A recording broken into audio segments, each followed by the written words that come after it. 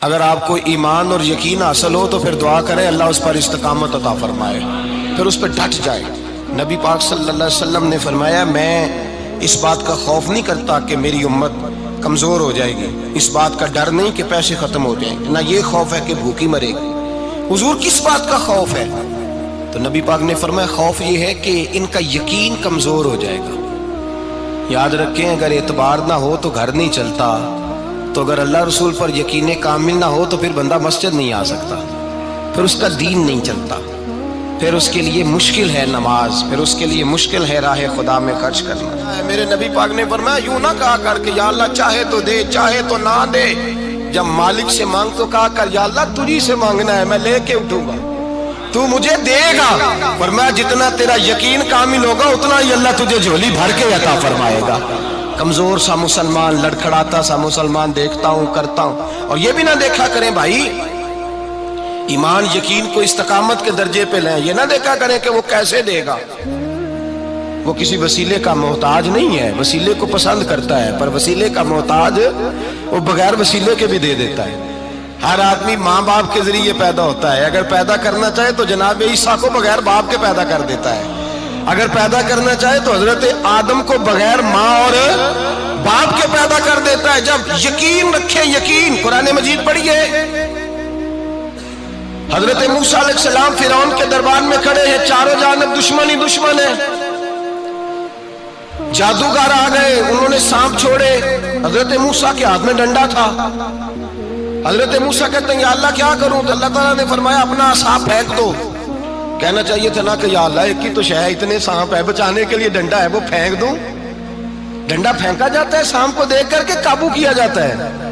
یہ میرا اور آپ کا ذوق ہے نا، لیکن انبیاء کرام کا انداز ملاحظہ کیجئے میرے عزیزو۔ اللہ فرماتے ہیں ڈنڈا، اے موسیٰ ڈال دے اپنا عصا۔ پہلے نہیں فرمایا کہ سانپ بن جائے گا، فرمایا بس تو ڈال دے۔ میں اور آپ ہوتے ہیں تو سام سامنے ہے، ڈنڈا ہاتھ میں ہے، ہم کہیں گے عجیب بات ہے، یہی تو دفاع کی چیز ہے، اسی کو ڈال دوں تو بچوں گا کیسے؟ کہا ڈال دو، تو حضرت موسیٰ نے ڈال دیا، کہا میرے رب کا حکم ہے تو میرے لیے بہتر ہی ہوگا۔ اللہ فرماتے ہیں جب موسیٰ نے ڈالا تو میں نے اس ڈنڈے کو، اس عصا کو اژدہا بنا دیا۔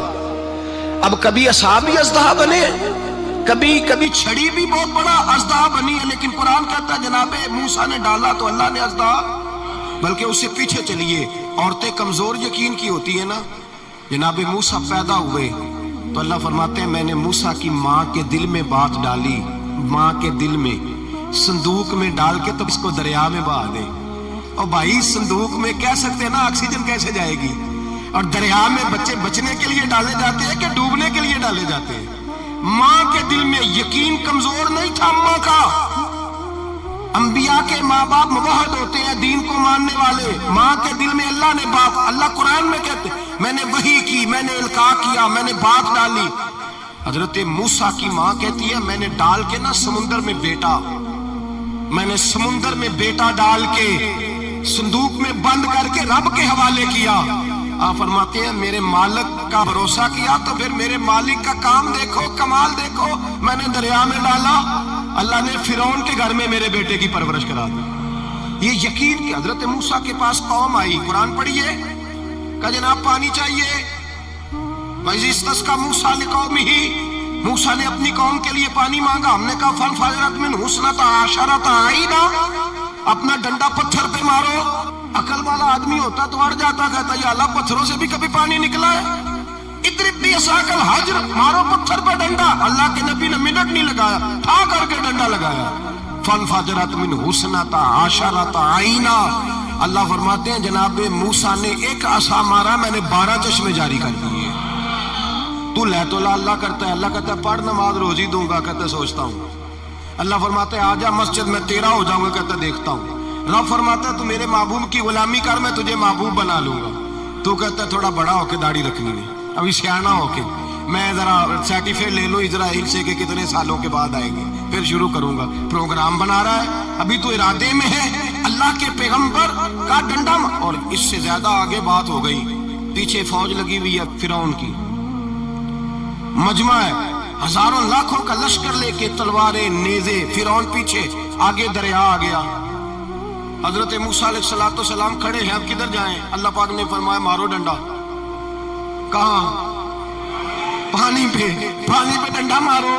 اب حضرت موسیٰ علیہ السلام پانی پہ ڈنڈا مارے تو پانی ابلے گا، اس سے زیادہ کیا ہوگا؟ پہلے پتھر پہ ڈنڈا مروایا تو پانی نکلا، اب پانی پہ ڈنڈا مروایا، فَإِذْ فَرَقْنَا بِكُمُ الْبَحْرَ فَأَنْجَيْنَاكُمْ وَأَغْرَقْنَا آلَ فِرْعَوْنَ۔ اللہ فرماتے ہیں موسیٰ نے پانی پہ ڈنڈا مارا تو میں نے پانی میں رستے بنا دیے۔ ایک جگہ ڈنڈا مارا تو پانی نکل آیا، دوسری جگہ عصا مارا تو پانی خشک ہو گیا، 12 چشمے بن گئے، 12 رستے بن گئے دریا میں سے۔ حضرت موسیٰ علیہ السلام گزر گئے اور اللہ فرماتے ہیں فرعون بھی آیا تو اسے میں نے غرق کر دیا، اور وہ کھڑا دیکھتا ہی رہ گیا کہ بنا کیا ہے۔ جب یقین کامل نصیب ہوتا ہے، اعتماد کی دولت اللہ دیتا ہے، جب انسان کو یہ انشراح صدر ہو جاتا ہے کہ میری نجات خدا کے حکم میں ہے اور رسول اللہ کے قدموں میں ہے، جب اسے یہ انشراح حاصل ہوتا ہے تو پھر نماز کا لطف آتا ہے۔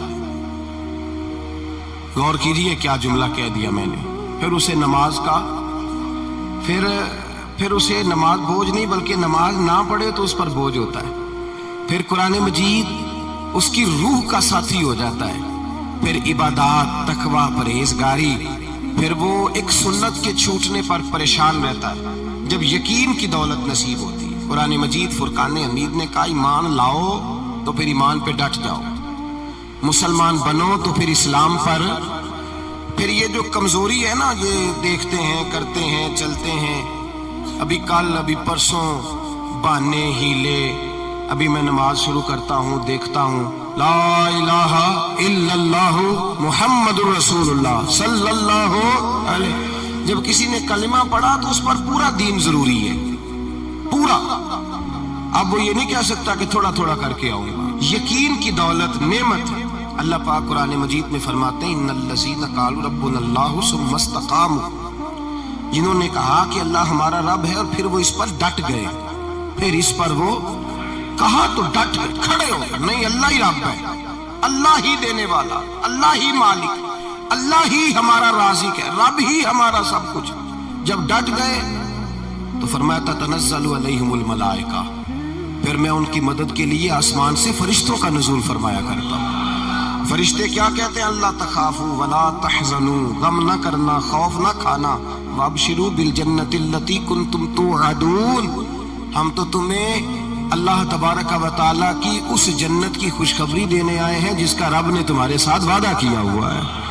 پھر فرشتوں کا نزول ہوتا ہے، لیکن شرط کیا ہے کہ ایمان لائے، اور پھر ایمان پر پھر یہ نہ سوچے کہ وہ کس طرح دے گا، وہ کیسے عطا کرے گا، وہ میری مدد کس طرح کرے گا، نظام کیسے چلے۔ ڈٹ جائے کہے میرے اللہ کا حکم ہے تو میں نے حلال ہی کھانا ہے، میرے رب کا حکم ہے تو میں نے تھوڑے پہ گزارا کرنا ہے، میرے مالک کا حکم ہے تو میں نے اپنی جیب دیکھنی یا دوسرے کی نہیں دیکھنی، میرے رب کا حکم ہے تو میں نے اس کی اطاعت میں رہنا۔ جب ڈٹ جائے گا اللہ کے احکامات پر، جب ڈٹ جائے گا تو اللہ فرماتا ہے پھر میں تیری مدد کے لیے فرشتوں کا نزول کروں گا۔